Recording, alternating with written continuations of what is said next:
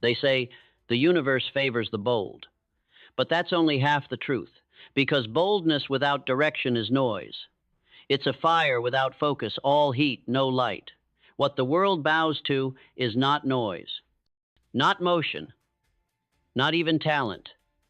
The world bows to the one who knows where he's going. History does not remember the distracted. It remembers the man who stared into the storm and walked forward anyway. The woman who stood when the winds howled. The leader who rose not because of charm, not because of luck, but because inside their chest burned a knowing and unshakable, unbreakable conviction that their path was real, that their purpose was non-negotiable. Clarity is power. Clarity is the rarest form of strength, because in a world of blurry lines and shifting goals, to know exactly who you are and where you're going is to become a force of nature. It's the kind of certainty that bends reality, that makes obstacles step aside and doors swing open. Not because it's easy, but because the man who knows where he's going does not stop at locked doors. He builds his own entrance. It was not the wealth of Andrew Carnegie that made the world stop and listen. It was his definiteness of purpose. A poor boy from Scotland, he wasn't supposed to dominate American industry. But he knew what he wanted. He decided. And from that decision came a force so magnetic, so precise, that people couldn't help but align with it. This is the forgotten truth of success. It's not about doing more. It's about knowing more. Knowing with such blazing certainty that doubt burns away in your presence. But how does that knowing begin? It begins in the mind. In that quiet place where dreams are either watered or wither, where every man must decide whether to be a wanderer or a warrior. Your mind is the battleground, and every day distractions are trying to pull you off course, likes, opinions, fears dressed as logic, but the one who wins, he's not the one with more time, he's the one with fewer distractions. The one who has trained his mind like a soldier sharpens a blade. Because belief is not soft, it's not wishful, it's warfare. To believe in yourself in a world designed to make you doubt, that's not ego. That's rebellion, that's revolution, that's survival. Henry Ford was told again and again that no one would want a car, that the horse was here to stay. But he didn't see what was, he saw what could be, and because he believed, he made others believe. Belief is the engine. It turns silence into symphonies. It turns invisible ideas into steel, rubber, and motion. The world may not see your vision yet. But if you believe in it deeply enough, loudly enough, daily enough, one day they'll call you a visionary. But belief alone is not the answer. You must add clarity to it. Direction, focus. Without clarity, belief is just daydreaming. But with it, with laser point purpose, belief becomes unstoppable. Think of a magnifying glass. Sunlight on its own warms the skin, but sunlight through a lens, it sets fire. Clarity is that lens. When your vision is sharp, the world ignites around you. Walt Disney once stood in a swamp. Mosquitoes in his face, dead on his back, critics at his throat. And yet he pointed to the land and said, "This will be the happiest place on earth." Do you understand the gravity of that? He saw castles in the mud. He saw joy in the chaos. And not because it made sense, but because it made purpose. That's clarity. That's the beginning of the path. And once you have that, once your path is clear, the next step is to walk it. Not talk about it, not wait for applause. Walk it in silence, walk it in darkness. Walk it when no one is watching, when no one believes in you, when the world says it's too late, too hard, too far. Discipline is not motivation. Discipline is devotion. It's waking up when you don't want to, showing up when it hurts, choosing growth over comfort, again and again and again. It's what builds you in the shadows so that one day the spotlight can't break you. Do you think Edison waited to feel inspired before trying the next filament? Number. He failed 1,000 times and kept going because he had something far stronger than motivation. He had direction. He knew what he was looking for. He wasn't hoping for a light bulb. He was demanding it from reality. That's the difference between a drifter and a dominator. A drifter waits, a dominator decides, and here's the part they won't tell you. You don't need to know every step. You only need to know the next one. Purpose is not a fully drawn map. It's a compass. And when your heart is aligned with it, you don't need to see the whole staircase. You take the step, and then the next one appears. But this path, it will test you. It will ask if you're serious not once, but every day.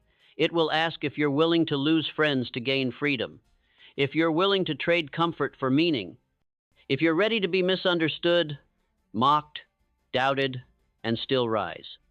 Because people won't believe you until you're undeniable, and even then, some never will.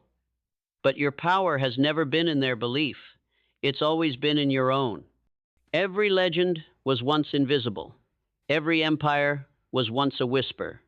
Every great life began with a quiet decision that said, I will not live on accident. I will live on purpose. So the world bows not to the one with money, not to the one with charm, but to the one with direction. The one who walks like the future is already real. The one who stares into uncertainty with unshaken eyes and says, this is where I'm going, move, or be moved. The road tests you not with signs, but with silence. It does not ask for permission, it demands proof. Proof that your ambition is not a phase, not a hashtag, not a shallow chase for applause, but a covenant between your soul and your destiny. This is why so few make it, because most can't handle the silence. Most want the crowd before they build the courage. They want reward before they prove resilience. But understand this. Greatness is born in the void, in that quiet, brutal space where nothing grows unless you will it into being. Look at Lincoln, a man shaped by grief, rejection, and years of being overlooked. But the world did not need Lincoln when he was comfortable. It needed him when it was broken, when the soul of a nation was shattering, because those who've suffered and still stand, those who've lost everything but direction, become the anchors the world clings to when the winds get violent. So, if you're walking alone right now, if you're rising early, working silently, facing doubts no one sees, understand, you are forging weight. You are growing roots that no storm can tear out. Because what's built in the noise crumbles in the silence, but what's built in the silence outlives the noise. Direction gives pain a purpose. Purpose makes struggle sacred. And sacred struggle makes the man unbreakable. You want proof? Every master was once a mess. Every fortress was once a fragile sketch. The difference between a dreamer and a doer is not talent, it's tenacity. It's the refusal to stay down, the refusal to negotiate with mediocrity. Because once you know where you're going, excuses become irrelevant. Look around. The ones who make history aren't always the smartest. They're the ones who keep moving. Through rejection, through betrayal, through fear so loud it drowns out logic. They move because they have a direction bigger than themselves, a mission that outlives comfort. Alexander the Great didn't conquer the known world because he had more troops. He did it because he had more belief. He was raised to see himself not as a mere man, but as a force. And that belief spread like fire across nations. That is what direction looks like, a clarity so fierce it infects the hearts of others. When you know where you're going, people follow not because you ask, but because your presence gives them permission to dream again. You become more than a person. You become a mirror, a reminder of what's possible. But never forget, direction must be earned daily. You don't get to know where you're going and then relax. Direction is not a destination. It is a discipline. 1,000 decisions stacked like bricks. 1,000 days of showing up when it's easier not to. You re-choose your path every morning. You reforge your resolve every time you fall. Thomas Edison once said, "The most certain way to succeed is always to try just one more time." That is what separates the legend from the footnote. Not brilliance, not genius, but persistence with purpose. And to persist with purpose, you need more than desire. You need vision. Not the kind of vision that fits on a mood board, the kind of vision that keeps you awake at night, the kind that haunts you in your quiet moments, the kind of vision that makes mediocrity feel like suffocation. If your dream doesn't scare you, stretch it. If your vision doesn't demand sacrifice, deepen it. Because the world doesn't need more noise. It needs clarity. It needs people who carry conviction like armor, people who walk into the fire, not for applause, but because their vision commands it. Do you think Martin Luther King Jr. marched because it was safe? Do you think Rosa Parks sat because it was easy? Number. They moved or refused to move because they had something inside them louder than fear. That's direction. That's what shakes the world.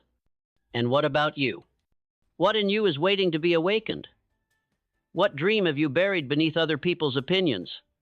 What vision are you scared to say out loud? Dig it up. Unchain it. Your life was not meant to be a quiet apology. It was meant to be a declaration, not loud with noise, but loud with impact, the kind of impact that can only come from knowing where you're going.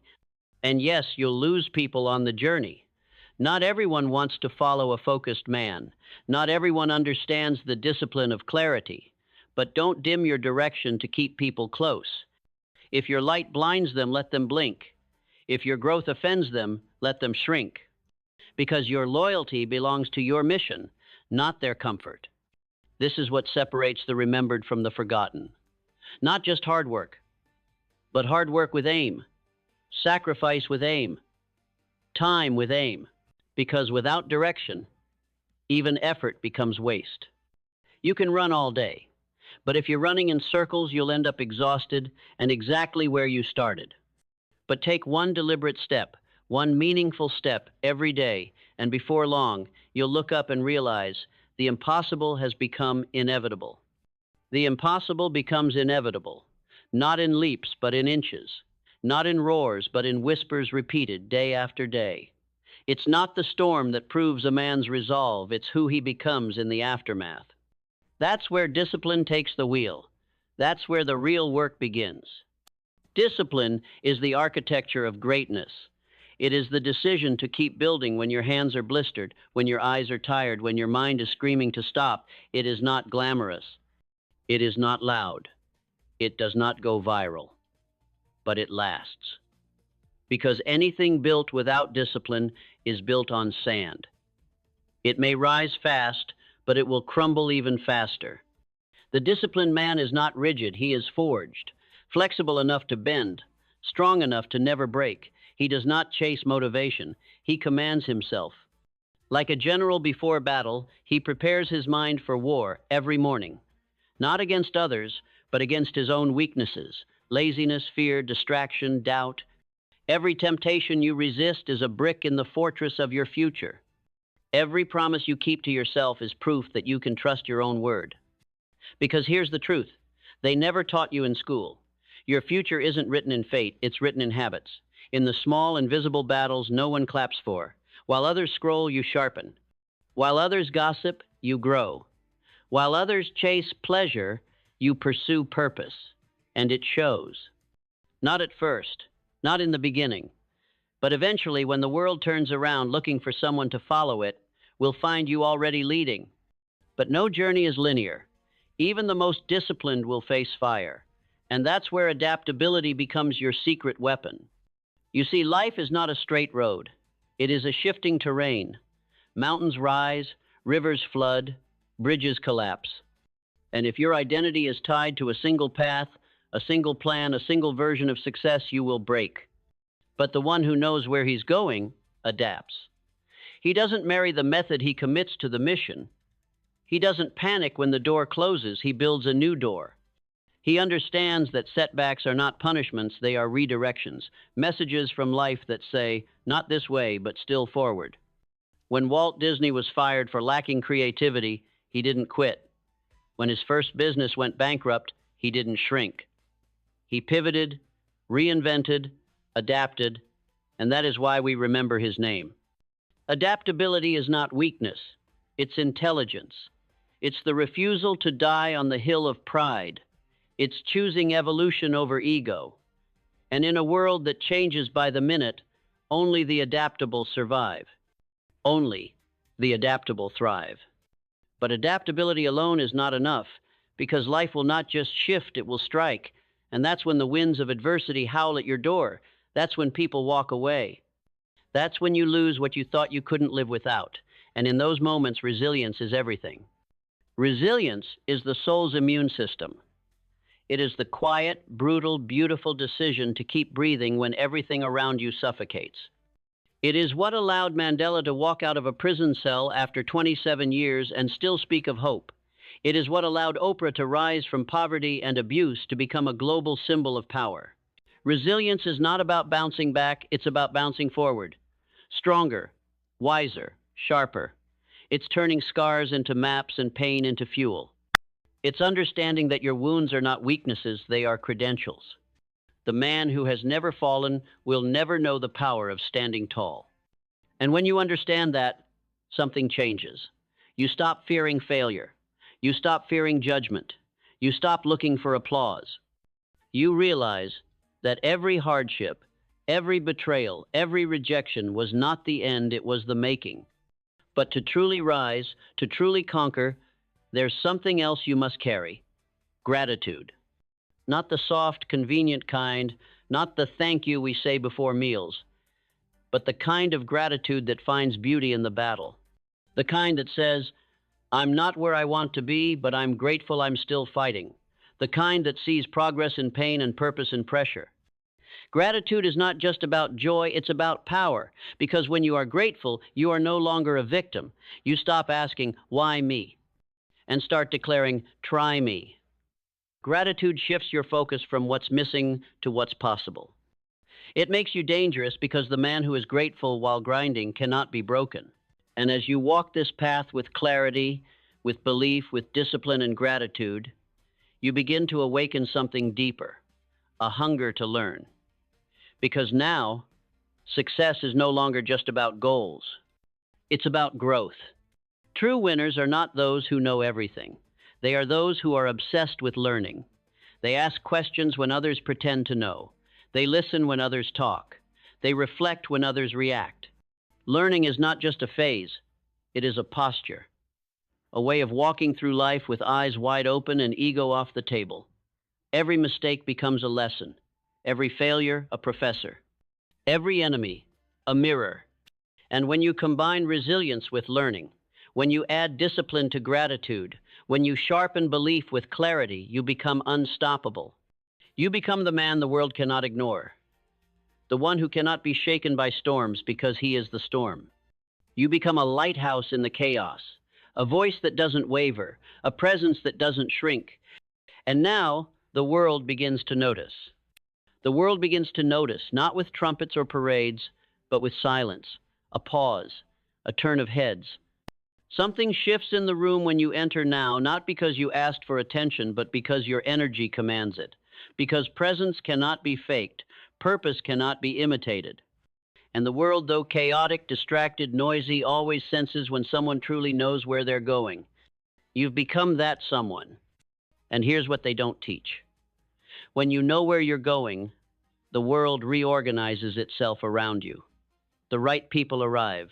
The right conversations unfold. The detours disappear. Not because it's magic, but because clarity cuts through chaos like a blade. You're no longer reacting, you're orchestrating. You are no longer guessing, you are creating. And creation is the highest act of power. This is when gravity shifts. When your vision begins to pull instead of push, you're no longer forcing movement, you are the movement. Like Jobs, like King, like Tesla, like Earhart, like Churchill, like every soul who ever stared into the abyss and chose to build instead of beg. The world doesn't resist the man with direction. It tests him at first, but once he passes those tests, once he proves he cannot be shaken, the world steps aside. It bows. It yields. Because it recognizes something sacred. A leader has arrived. Not a boss, not a performer, a leader. Someone who leads not with noise, but with nerve.